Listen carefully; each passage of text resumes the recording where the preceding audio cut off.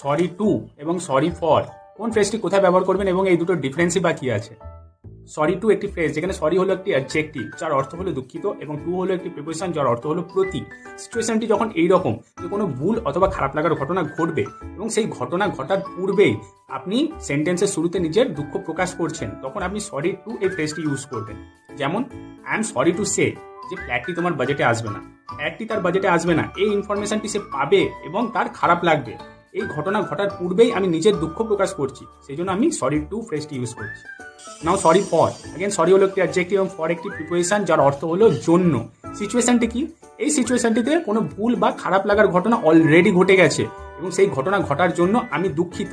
এই রকম মনের ভাব প্রকাশ করার জন্য বা দুঃখ প্রকাশ করার জন্য আমি সরি ফর এই ফ্রেজটি ব্যবহার করব।